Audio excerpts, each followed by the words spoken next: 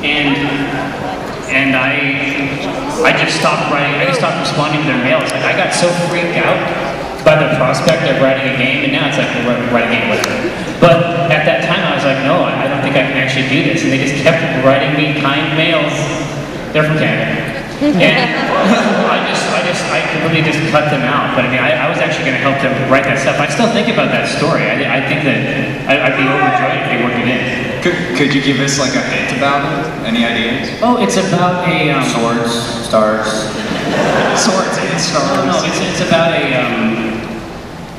a Valkyrie ship captain who has a series of sort of metaphysical experiences with a space dolphin. I got you. They're right in the game, though. First time PAXer. Thank you. All we hear from Phoenix. Anybody else from Phoenix? It's gonna be like the only one, which is really impossible if you think about it. You kind of just stick it out. How can we help? You can answer one question, or two actually. Gabe, what's it like knowing that Tycho had all the playable cards in the UFS card game? Woo! Yeah, I heard about that. I guess he won some championships. You know, it's nice to throw him a bone every once in a while. Doesn't bother me too much. And speaking of which, I know you guys have got that Paint the Line card game coming out soon. And I know UFS is basically dead around the States. There's still some cards coming out. Would you guys actually be willing to maybe go back to like the new company that's working with that game and maybe release an expansion? I mean, I heard there was going to be another one. If it came to us, yeah. I mean, for us, it's mostly about whether or not a game is interesting or fun. Like, if they come to us and show us a demo that's really great, I don't see any reason why we couldn't work with somebody. All right, cool. It's fine. All right, thanks, guys. Yeah.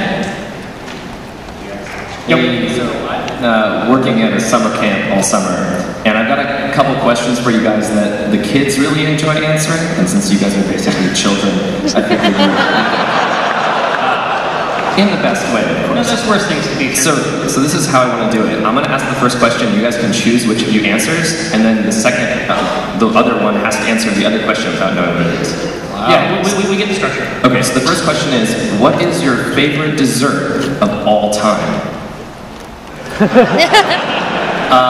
Brownies. Well, that's easy. Yeah. My question will also be easy. Your question. Given the current geopolitical climate. This is actually a hypothetical. If you could pee any liquid without anatomical difficulty, what liquid would it be? Wrong question.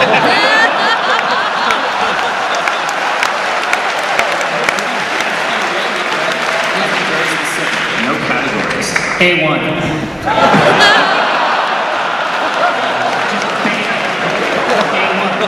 Where your steak at? Bam. Big potato, bam. It's good on everything. You like it? You like it that much? I like it a lot, yeah. Right. I want to eat it if that's what you mean. Alright, next.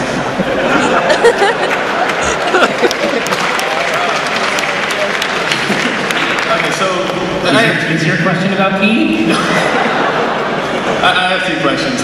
First one, like, can we expect a season 3 for Pin Arcade TV, and if so, when? Yeah. I think they're filming you for it right now, actually. In fact, Ben, that would be an awesome thing to put before the credits. Anyway, second question, this is actually for Mike. I've been watching the D&D podcast for a while. They were really funny. I always laugh my ass off. What was your inspiration for Jim Dark Magic? I didn't know how to play D&D. So, like I said before, I always pick a mage. So I picked a mage. And then I didn't understand how to play it. I mean, I didn't know if I was supposed to talk about my character doing something, right? So I would say, Jim wants to look in this door. But they all assumed that Jim was an asshole who was saying, Jim wants to look in this door. And so I just kind of took that and I was like, yeah, I'll be that guy. I'll be Jim Dark Magic. Yeah, my inspiration comes from not knowing the game. Yeah. Hi, my husband and I are here from Phoenix. And it's our first time at PAX, and I just wanted to say thanks for having this because I think it makes a lot of people feel at home to be around similar folks. Thank you. Also, we're here because a year ago I got my husband tickets for his birthday. And I was wondering, because everyone's so good at singing the happy birthday song as one big crowd, if we could all sing. Crank that shit up. Yeah, to Tim. They're in the back. What's his name? Tim. Tim. That's vital. That's a part of the song, actually. We need to know that. Happy birthday to you. Happy birthday to you. Happy birthday, dear Tim. Happy birthday to you.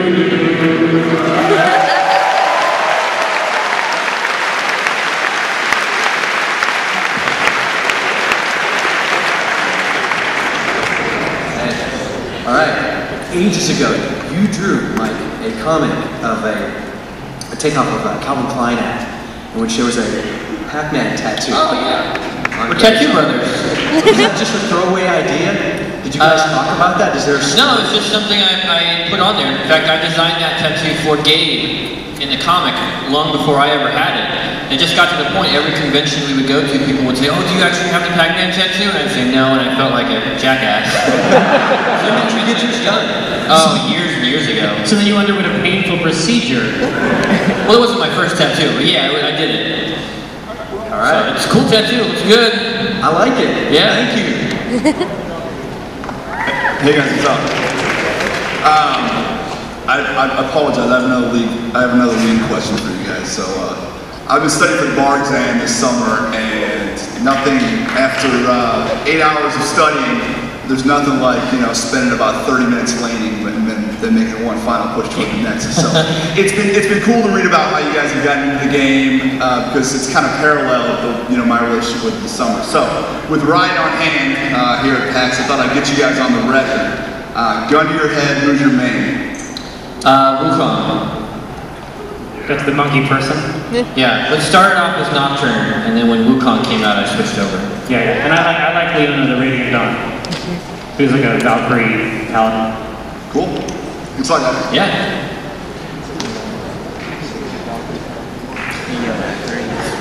Hey guys. Is your appearance your question? That was never a question.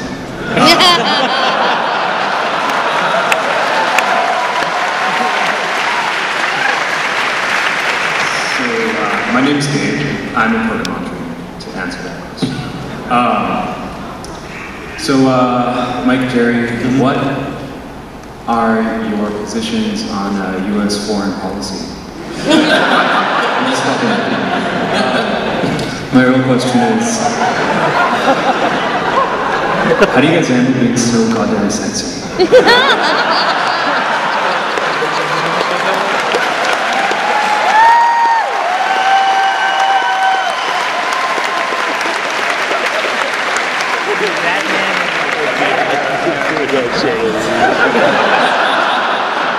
Do we look different from...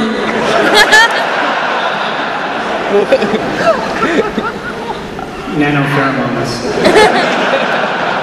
Alright, thanks. At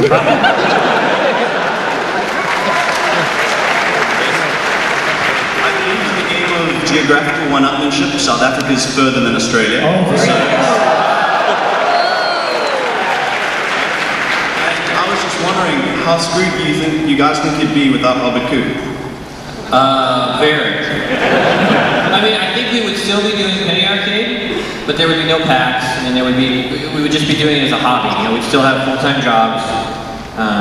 It was really Robert coming on board and sort of helping us realize the potential of what we had, and then being able to execute on that. Yeah, and also helping us to realize that how much time we were wasting. Yeah.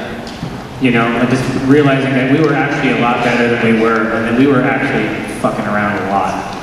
And it was fun, don't get me wrong, but he activated something inside of us at the end of a barb.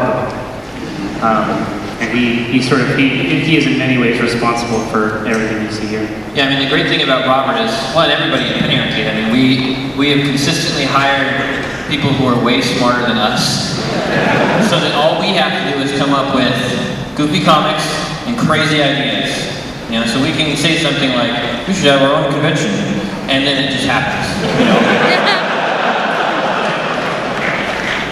Thanks, and have a great weekend. Thank you. You have a great weekend as well. Indeed, everyone should have a great weekend at PAX 2000.